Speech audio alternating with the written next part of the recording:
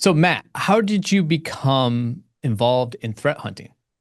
So I was lucky enough to be working as a SOC lead for CENTCOM, which is one of my previous employers, and the lead for that team as well as the threat hunting team at the time told me, "Hey, whenever we have an opening, you're free to step in." And due to a couple of, I guess, lucky personnel changes, people were changing jobs, moving to different roles. Spot opened up, and she just ushered me in. She's like, "Great, go ahead, just jump in the seat, see how you do, and we'll see how it fits." So I was lucky to kind of fall into it. I didn't have to break in from the outside. So I'm very grateful for that. But I've loved it ever since. I haven't stepped out. What type of background did you have to have? What were you doing before you became threat hunter? Were you just SOC analyst, cybersecurity, not in cybersecurity? So I immediately beforehand, I was an IR analyst running the SOC. And then before that, I was an analyst for a different company, an MSSP. So I've touched a whole bunch of different customers, different environments. So it gave me kind of a broad idea of roughly how to respond to different kinds of situations.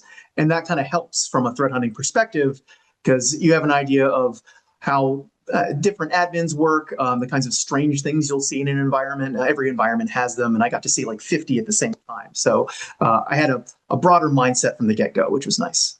That's really cool. That's really cool. And you're really big into graph theory. And we're going to go and talk about graph theory in a bit. Yeah. But I first, I'm really curious, and everything that you've seen in massive environments, what's probably the craziest attack technique that you've seen an adversary use to kind of blend in or hide inside massive environments? So I don't know if it's the craziest technique, but I will say probably the cleverest that I've seen so far. It's not going to really floor anybody, but I think it's a continuation of a trend we've been seeing since time immemorial, which is basically make as few mistakes as possible, blend in as much as possible by doing the right thing. And now we're seeing that reflected as, for example, scattered spider, I think is a big one, where they learn about the network the same way our own admins will learn about the network. They're not going to be running a whole bunch of discovery commands using inbuilt utilities. They're just going to go to SharePoint. And so that's a lot harder to account for because instead of looking for, oh, let's go find the guy running Who Am I, which is, that's a pretty obvious indicator. You're going to have to figure out, okay, this admin going to SharePoint, looking up and reading, not downloading, just reading documents. Are they the right person to be looking at that? I mean, in an IT environment, a big IT environment, teams work with dozens of other teams. So even if it's not their immediate responsibility, there's a very good reason why they might have a project that intersects with it. So somebody working on their ESXi environment might start reading more about how our AD is deployed, within the network. And that's really hard to guard against. So many things have to kind of line up for you to really detect and defend against it. And it's basically just using more living off the land techniques without restricting yourself to like a living off the land binary type approach. It's just going and looking at your info repositories. SharePoint's a good example, but it's not the only one. It's really hard to deal with. Yeah. Hiding in plain sight, right? Like it's just blending in and that makes your job all that much harder, right? It does. It makes it much tougher. One, you need the visibility, and that can be tough. It can be either expensive to log all that information because you're not necessarily just asking for downloading of files, right? They're maybe not just scraping all the files they can. They might simply be browsing, and that's going to be a wider bucket to pull from. So they're hitting you at a couple different angles, and it's much harder to look at because you're questioning behavior at every step, and that's very time consuming. It's tough. So I Yeah. think that's the cleverest technique to blend in a really big environment is every step of the way, including learning about the environment. You're mimicking the admins that work there. Yeah.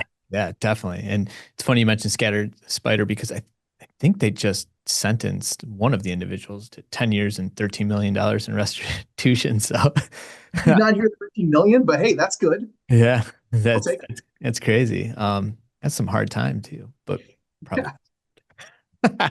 uh, what's the biggest misconception that people have about threat hunting? So I think the biggest challenge, maybe it's a misconception or not, is just kind of understanding what it is and what it's not. That's such a common area of like friction when you're a threat hunter and you're talking to people about threat hunting who don't normally work with threat hunters. And sometimes they'll think that you're a red teamer and you do continuous validation. Sometimes they'll think you're incident response. Sometimes they'll think you're CTI. And the awful part and the tough part for threat hunters is that sometimes we might be like 10% of all of those categories. We're like, we do a little bit of those, but that's not really us. And it makes it very confusing. So the biggest challenge is kind of getting on the same page about what you do and what you don't do and what your purpose is. And like my elevator pitch, and this works really well for like decision makers as opposed to people on our level at the bottom, as I tell them, like our function is we account for survivorship bias in cybersecurity. So instead of evaluating how your network is defended based off of the things you're able to see and assuming that's it, you've got all the information, you have all of these false negatives or things that are marked as true negatives that shouldn't be marked as true negatives, and you're trying to convert those as a threat hunter. So that's our role, is we basically shine the light on more things. And that's proactive, which is where a lot of people usually go when they're defining hunt, is it has to be proactive.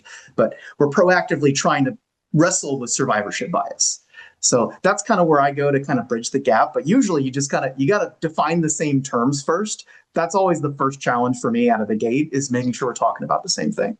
That's a good takeaway, right? Because especially for organizations that don't have like threat hunting teams and they want to introduce it, it's everyone better be speaking the same language and have the same terms and definitions before before you start Yeah. asking for budget and then assigning roles and things like that. Yeah. Yeah. That can create some heartburn down the road for Yeah. sure. And then even once you do, you probably have to re-educate like you've identified.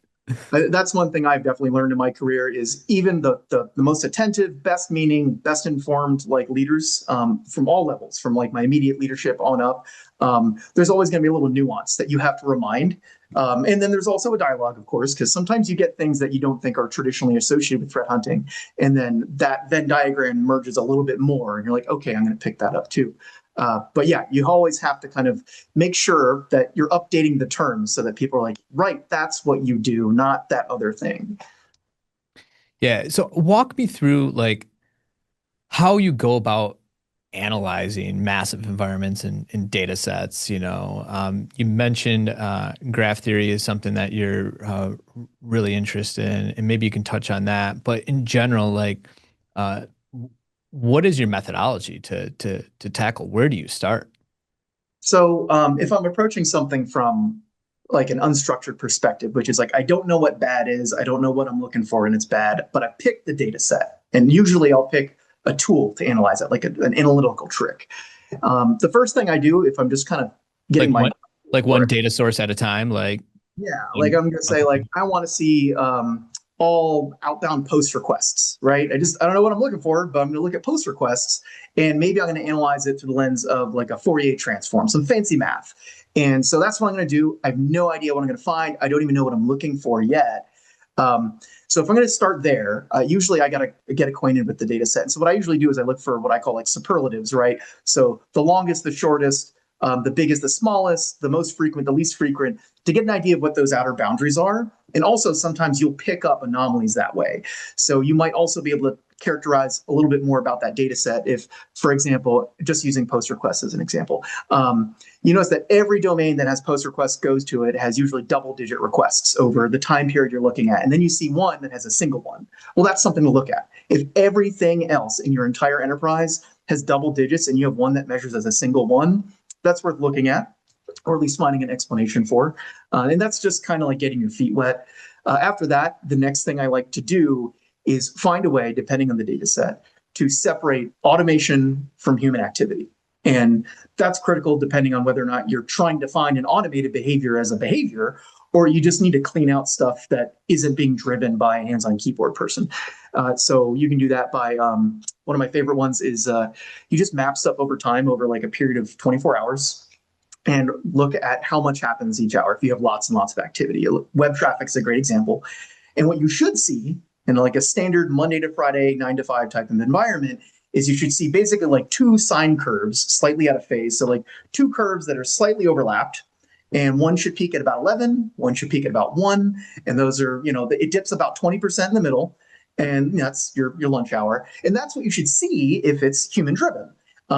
If it's primarily automated, That's a weird pronunciation. If it's primarily automated, it's probably going to look very different, much more flat, or with very big spikes in strange places. Oftentimes at intervals where that's deliberately out of sync with people in office. So that'll help you separate the two. Like, okay, well, this one is automated and that's not what I'm looking for. I can screen all that out based off maybe the domain that it's always hitting. That's usually my second step. And then I'll apply whatever technique I'm using, like, again, like Fourier transforms or something. And that's going to give me something much more accurate. But those are the first two I usually start with. And it always depends on the data set. But the key is just don't be afraid to just throw stuff at the wall and see what sticks. If you're just picking something based off of, I want to look here and find whatever there is to find. Try whatever you want. Yeah. Now, how I want to go back to, how you choose which data set to even start with, right? Because um, uh, from my perspective, and I'm mostly aligned on the offensive side of things. So, I'm always understanding the offensive behavior quite well. But you need to actually look at the whole environment, and it can be easy to get overwhelmed with all that data and almost be like analysis paralysis. Where do I even start? Yeah. Which data set should I choose? Do I know if that's worth my time or not? And I equate this to exploit development, where it's like I'm going down this path from what I saw with my fuzzer, but like I don't know if I'm going to be able to weaponize this. I don't even know if I'm going down the right path, and I might waste a lot of my time. Um, so walk me through like maybe what's a good rule of thumb for our listeners of like maybe how to choose the data set, and maybe and what is your thought process of how you should think about choosing data sets to take a look at?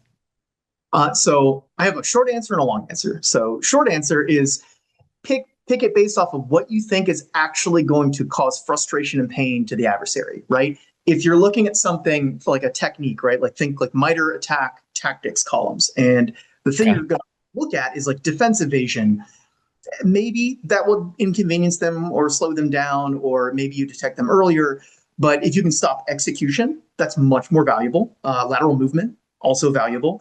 That's the short answer. The long answer is graph theory, which is like a personal like love of mine. And so I'm really passionate about that because what you described is probably the chief problem with threat hunting, like the number one problem. And all of our other smaller problems are tied to it. Is there's like an infinite number of things to do. There's usually one or two of me in any organization. There's not a lot of us. The stuff we do is really labor intensive. It takes a lot of effort to explain like hyper technical findings to people who might be removed from the keyboard. And if you're lucky, it's an automated defense that you have in your wake, sometimes a control that you can turn on, but sometimes it's just a snapshot in time. And so with all that, you want to get a bang for your buck. And so what I've been doing is I basically decided to view like this dynamic between the attackers and the defenders as like a Jenga tower, right? So the bad guys, the attackers, are building a Jenga tower. They got blocks. Those blocks are techniques, and those lead to other blocks. They hold them up. They're structurally important. And my job is I have so much time to take out one block at a time. And that's kind of the way it is, right? And ideally, I want to remove it, and they can't play with it anymore. And if I remove the right ones, the tower crumbles. But the problem with what we've been doing up until what I've been trying to work on is we don't really paint that picture. We have no context, no visibility into it. So I might pick something based off of, oh, that looks cool to hunt on. I have a new tool. I want to try it out. My CISO read something in the New York Times. I talked to a peer and they experienced this. And those might be varying degrees of applicable to your environment. And that's kind of how we prioritize stuff. But it's all subjective. It depends upon current events, and it wildly changes. And it's very hard to measure and then justify after the fact. It's hard to kind of feel with your feet firmly planted on the ground, like I'm doing the right thing and spending my time wisely. So if you can take those blocks, right, those techniques for a couple campaigns, say, and put them in a graph database, which is a fancy way of saying like a flow chart that is connected logically. So it's a flow chart. And you put that in a graph database, you can actually paint a picture of, okay, this is what their tower looks like. So here, they've got 4 different techniques for lateral movement. They use them all interchangeably. If I take one out, that's not going to really impact them. Assuming it's their first choice anyway, they're just going to move to another one. But they've only demonstrated maybe one method of credential access. Maybe they are just addicted to some version of like Mimikatz. And if I can deal with that, okay, that actually puts them back in the drawing board, which is where I want them to be. So that means my time is more valuable spent doing the second hunt as opposed to the first one. And the cool part about all that is not only is it visually intuitive, and it's always visual because it's a graph database, everything's a picture. Um, there's math that underpins that. So I can ask for this algorithm called betweenness centrality to be run on all of the different nodes, each block. And it'll give me an actual number that tells me roughly how much structural integrity that block has. It really, what it's telling me is the number of best paths that run through it. But it'll tell me like, hey, if I remove this, how much is going to be impacted? And I'm not really inventing those numbers. I'm not kind of guessing what the adversary would find valuable. That's taking exactly what they've done, what they've chosen to go and attack a network based off of reporting. I'm using their value judgments and turning that into a number. So that tells me exactly what I should be working on. So that's the long answer. That, But yeah, short that answer is. is my way to put that. No, that's good because you're definitely going to want to think this through, and so if you take a look at MITRE and all the different tactics, do you tend to kind of gravitate towards one more than the other? You mentioned credentialed access, but maybe is it initial access? If someone's looking to say like I need a little bit more guidance here, does it make more sense to? And I'm talking about kind of where to start, I guess, perspective.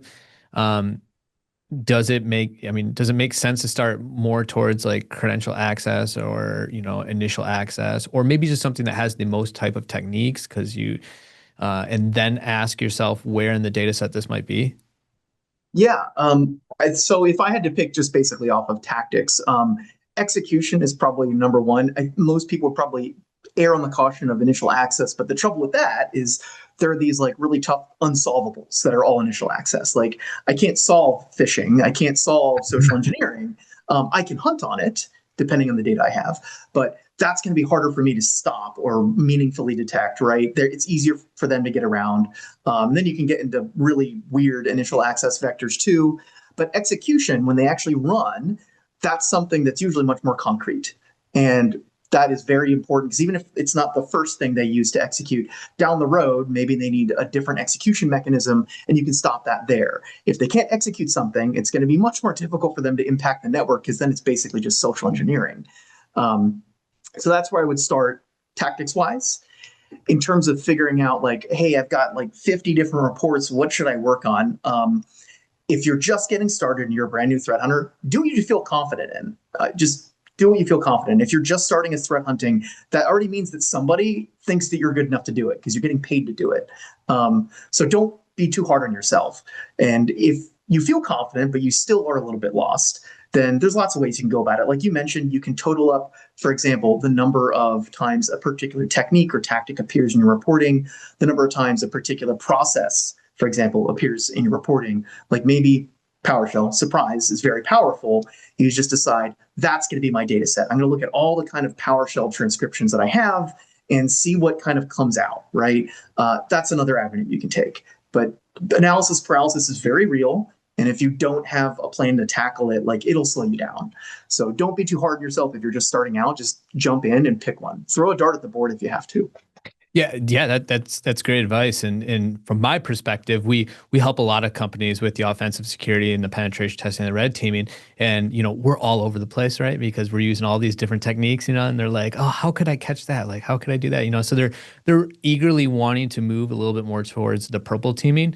But they can find the tactic and the technique that we've used, and when we help them point in that direction. But the next thing that they want to do is say, I want to monitor this data set. I want to identify this continuously. And so I guess throwing my 2 cents in there is a lot of times if you look at like the the controlled proactive testing that you might already be doing in the organization might lead you to some great opportunities of, well, if your pen test vendor or red team was able to do that, and we should be able to look for those indicators and be able to hunt in these realms at least with these data. Yeah. Yeah, that's definitely like a excellent point. That's the gimme. Like if somebody's literally demonstrated against you, go and plug that hole. You're Go right. because it's not enough for what a lot of other security teams might think is, oh, okay, let's go ahead and fix the control in place, right? Let's get it stood up and then validate it again. It's not enough to do that. It's been a gap, so you as a threat hunter have to go account for that backwards in time.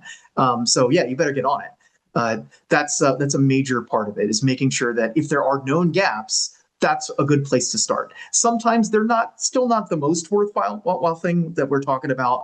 Like I mentioned earlier, it might not be something that, if detected, would really, or mitigated, would even slow them down. So there's a little bit more prioritization there. But really, yeah, if somebody's actually used it against you, even in like a training or like an audit type setting, go plug that hole. Yeah. Yep. Good advice. Um, Matt, what, you know, AI is really great at just taking massive amounts of data and doing some, analysis on it and compute. In what ways have you found that to be beneficial in what you do as a threat hunter? So for me, I use it primarily not really to summarize information, but for me, it really helps if I find a new technique. Like I'm not a math nerd. I'm not a statistician, data science. My bachelor's was in Mediterranean history, so I studied, like ancient Greeks. I'm not a math guy, so when I found out about this idea, like called Fourier transforms, or if I branched into at one point something called EM clustering, I'm not a data science person, so I can understand enough at a high level to kind of make sure that I'm not falling into the common pitfalls. I'm using it to give me like the right kinds of data. Like EM clustering isn't going to tell me like binary good or bad. It's just a way of kind of grouping and categorizing things. So I can do that part. But in order to actually write a script that'll do this, right, I might be using libraries that I'm very unfamiliar with. So a good place to start for me is I'll find a new fancy tool, I'll find the libraries associated with it, and I'll say, okay, hey, AI, write me like a simple Python script that uses these libraries, that does this. And great, I get something out that might only be 80% complete, but I can pressure test the rest and then tweak it. And that gets me up and running much faster, instead of kind of being stuck in development hell for a couple days at a time, learning the library and the technique at the same time, and kind of building the plane as I fly it. I can get something that's workable really quick, and then I can kind of like connect the dots myself and actually use it to complete the hunt. That's been really effective for me. I don't use it all the time, but for the times I have used it, it's probably saved me like a good couple of days at least. Okay. Now, I'm going to ask the build versus buy question because we talked about graph theory, right? But like, okay, what are the tool sets that you used, and what tool sets can help others essentially? And do you build it? Do you buy it? And I know that question is, relative to your company size and the data you're working with. But give us some guidelines and some things to think about there. Yeah. So my general like guideline is, make sure that whatever use case you're using for is actually worth it. So if I'm playing around with something, for example, like graph databases, there are full-on graph databases that have trials, that have free versions. There are things called the link analysis tools, which are kind of like baby's first graph database, and those are free. And you can play around with all of those. You can create your own test data, your own example data, and run it through to make sure that what you want to actually push forward is going to be worthwhile, and you're going to use it regularly. Because even if you're getting a very cheap tool, like very cheap, that's still minimum a couple thousand a year. I don't think any tool I've ever heard of for any level of access has been in the hundreds per year. So as soon as you're talking thousands, somebody's going to want, okay, what are we getting for it? And you have to be able to actually show up with the receipts, even if it's just test data, and say, this is what we get for it. This is the kind of projects I use it on. This is how many times I've tried to run those projects in the past, or how many they're waiting to be done. So you can actually start to really show like bang for your buck. In terms of whether or not I prefer build versus buy, it kind of depends on the tool. Again, I'm not a developer, so odds are I'm not going to be the one building it. And I'm very hesitant to have my team jump into a build mode. I have some very capable people on my team right now, incredibly smart people who can code just about anything, but they're supposed to be hunting. So I don't want them to build and maintain tools that takes hours out of their week every week in perpetuity, unless there's no other choice and it's mission like critical. So ideally, I think build route is secondary for threat hunting. unless you're talking about like I was talking about a second ago, like a really simple Python script. Don't try and build like your own graph database. Don't try and build like your own like EDR or something. Just go and get a professional solution and use free versions to justify it. That's my recommendation. Yeah. No, it's a great way of thinking about it.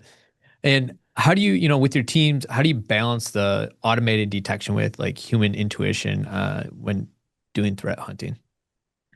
So human intuition is absolutely critical for obviously a lot of reasons, but one really critical reason that it basically enables threat hunters to do any part of it, even if the rest is mostly automated, is when you are learning about a new subject, which you have to do very frequently.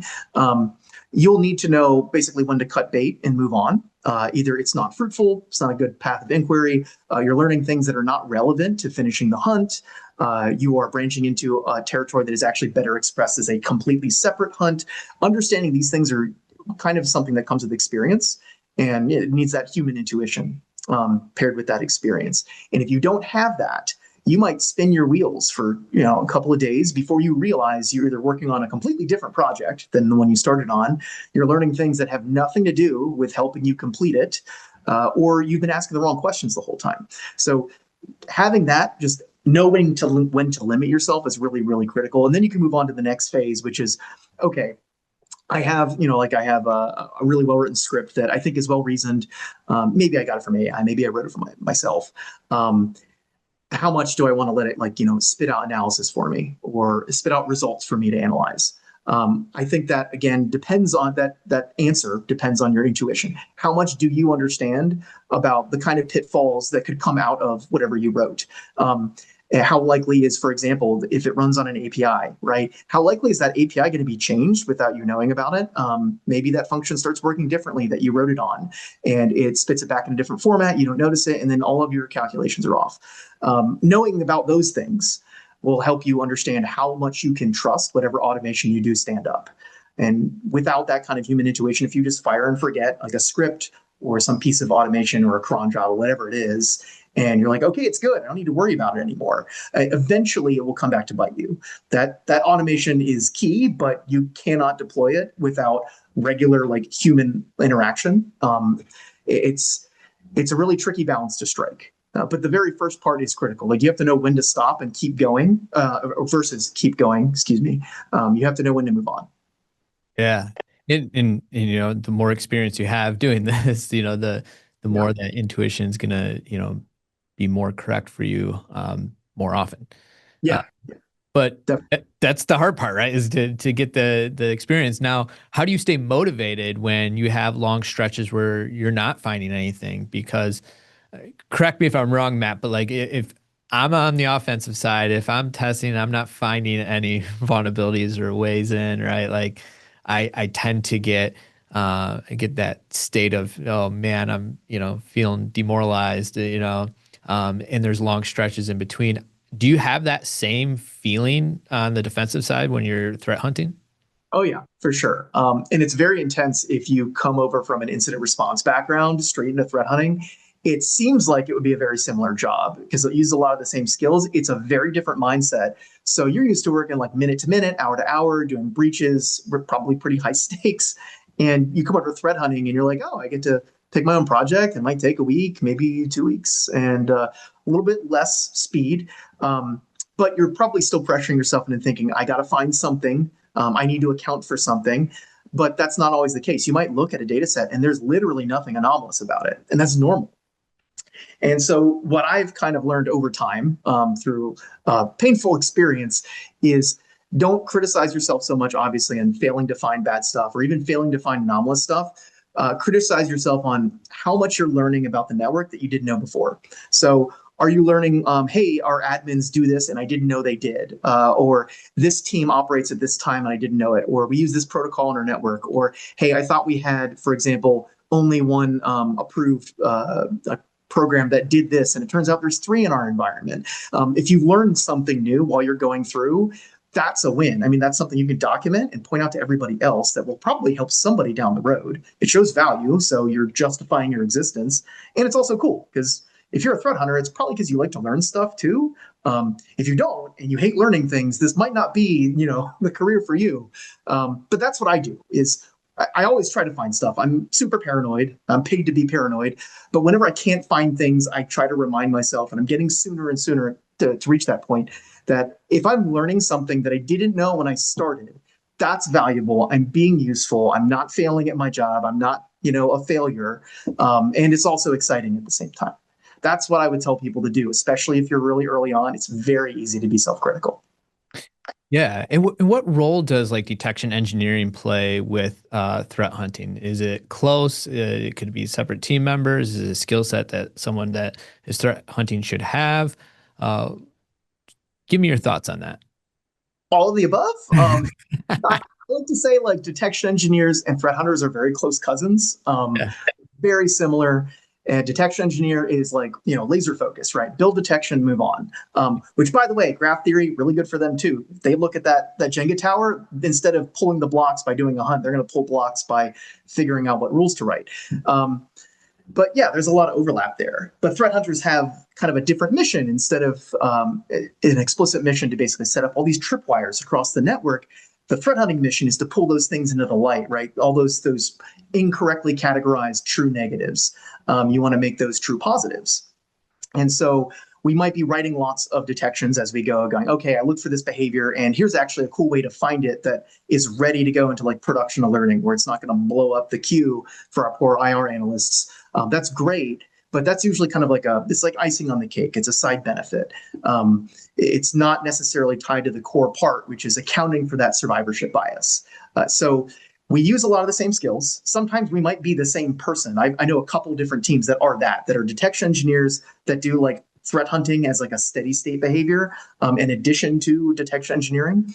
And that works very well for their organization. But oftentimes, I think they are probably going to be different teams that work closely together. I know I work closely with my detection engineers. They're fantastic, and we have a lot of the same notes about the same things.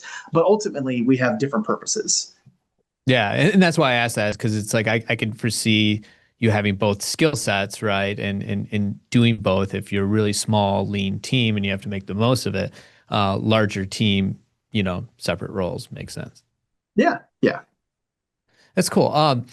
What do you think what do you think that most threat hunting teams, what's a technique that they're not using that they should be? So, I mean, I'll always say graph theory, but in terms of actually finding bad stuff, probably anything remotely related to like data science, like the two that I listed earlier, EM clustering or Fourier transforms. They sound very fancy, and they kind of are, but you don't have to be like a doctorate. Like you don't have to be somebody with that background to make use of it. There are excellent videos out there. There's one from, I believe it was on a SANS summit. I think it was Joe Petrosky of Target, who did an excellent video on how to use Fourier transforms in threat hunting. And so there are people out there who might not have stats backgrounds or math backgrounds that are using this and telling you how to use it properly. So don't be afraid of it. Don't worry that you can't justify literally every mathematical portion of it. But dive in and kind of explore, especially if you pair that with, for example, like grabbing a fresh library and asking AI to give you a simple script so you can test it out yourself. That's going to give you a big confidence boost. And you're like, oh, this is much more attainable than I thought it was. I was one of those people who thought, I'm not like a stats guy. I can't really use that stuff. I don't understand it.